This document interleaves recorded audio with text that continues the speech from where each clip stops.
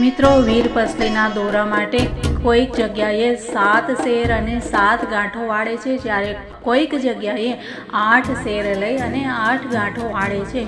તો તમે બધા તમારા જે પરંપરા ચાલતી હોય એ પ્રમાણે તમે કરી શકો છો। નમસ્કાર મિત્રો, આધ્યાત્મની દુનિયામાં આપ સર્વેનું ખૂબ ખૂબ સ્વાગત છે। મિત્રો, શ્રાવણ મહિનાનો પહેલો રવિવાર જેને આપણે વીરપસલી કહીએ છીએ, અને આ વીરપસલીનું શું છે મહત્વ એ આજે આપણે જાણવાનું છે। તો એના માટે મિત્રો બધા ચેનલ પર જોડાઈ જાઓ। મિત્રો, તો આપણે હવે જાણીએ કે વીરપસલીમાં 7 શેરનો સૂતરનો ધાગા લેવાના હોય છે, એમાં 7 ધાગા હોય છે અને 7 ગાંઠ વાળવાની હોય છે। ત્યાર પછી એને ધૂપ દીપ આપી અને ભગવાનને સ્પર્શ કરાવી અને પછી ભાઈને બાંધવાનો હોય છે। અને મિત્રો, આ જે વિધિ છે એ બધા પોતપોતાના સમાજ અને કુટુંબના નિયમ પ્રમાણે જે પરંપરા ચાલતી હોય એ પ્રમાણે કરી શકે છે।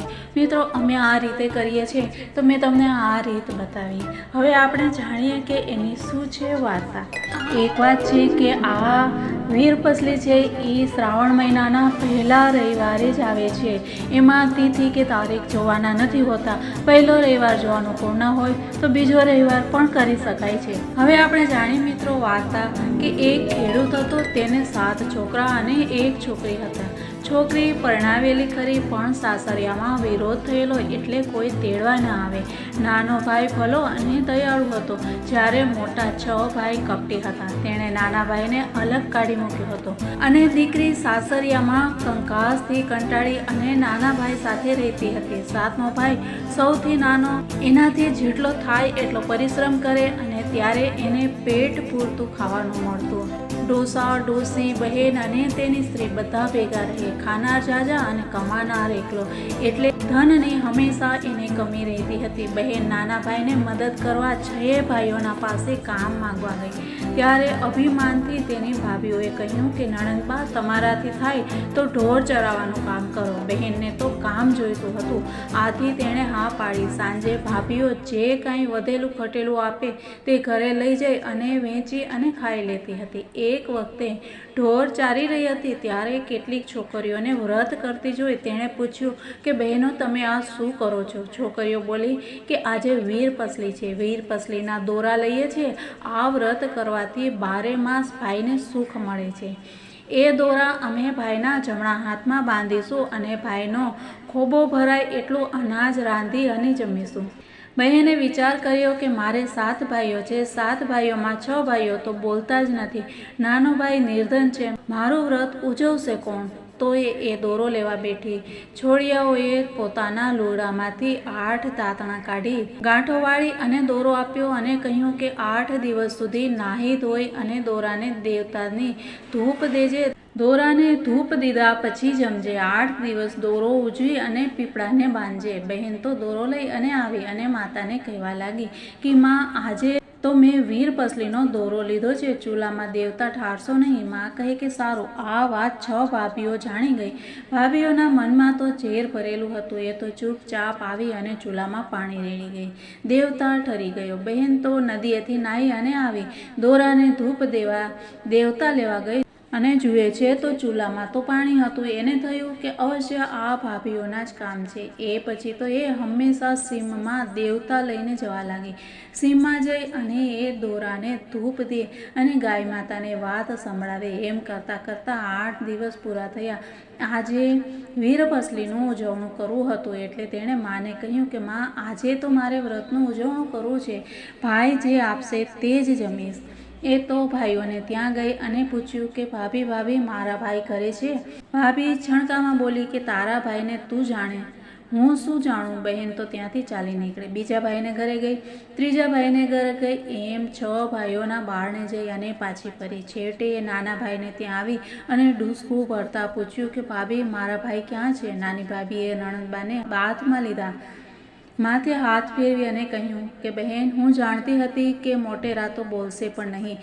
એણે બહેનને કહ્યું કે તમારા ભાઈ હમણાં જ ખેતરે ગયા છે, માંડ પાદરે પહોંચ્યા હશે। બહેન ત્યાંથી દોડવા લાગી, પાદરે જઈ જુએ તો ભાઈ તો ઘણા છેટે દેખાય। એને અવાજ દીધો કે ભાઈ વીરપસલી, ભાઈ તું ખેતર પાસે પહોંચેલો. બહેનનો સાથ સાંભળી અને ઊભા રહ્યા. બહેનની વાત સાંભળી અને ભાઈ બોલ્યા કે અરે રે બહેન, હું તો તને શું આપું, મારી પાસે છે શું?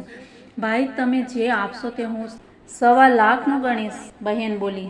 ભાઈએ તો બહેનને બી માટે લીધેલા 1.25 શેર કોદરા આપ્યા, એક માટીનું ઢેફું આપ્યું અને પછેડીથી છોડી અને 1 પૈસો આપ્યો. બહેને કોદરાને ઘઉં માની લીધા, ઢેફાને ગોળ માની લીધો, પૈસાને સોનાનું નાણું માની લીધું અને એ તો રાજી થતી ઘર ભણી નીકળી. ઘરે આવી અને જુએ તો એનો વર તેડવા આવેલો કોઈ દાડે નહીં અને આજે તેડવાનું ક્યાંથી સૂઝ્યું, એને તો વ્રત પડ્યું. જમાઈ બોલ્યા કે હું તો તેડવા આવ્યો છું, આજ ને આજ મોકલો, હું તેડીને જ જઈશ. સાસુ કહે એવી ઉતાવળ સી છે, ઘણા દાડે આવ્યા છો તો આજનો દાડો રહી જાઓ, કાલે જજો. જમાઈએ હઠ પકડી, ના હું તો આજે તેડી અને જઈશ. સાસુએ દીકરીને વળાવવાની ગોઠવણ કરવા માંડી. ઘરમાં જોયું તો દીકરીને આપવા જેવું કાંઈ ન મળે. 6 ભાભીઓને ટીખળ કરવાનું મન થયું. તેમણે ચિત્રા, સાવરણી, જૂની ઈંડોણી અને કપડાના ડૂચા પોટલું બાંધી અને નણંદને માથે ચડાવ્યું. ડોસી દીકરીને અને જમાઈને વળાવી અને ઘરે પાછી ફરી. ત્યારે ડોસીને થયું કે દેવતા વિના દીકરી દોરાને ધૂપ ક્યાંથી દેશે? દોરાને ધૂપ નહીં દેવાય તો દીકરી ભૂખી અને તરસી રહેશે. એ તો હાથમાં દેવતા લઈ અને દોડતી ગઈ અને સાદ દેવા લાગી કે દીકરી દેવતા લેતી જા.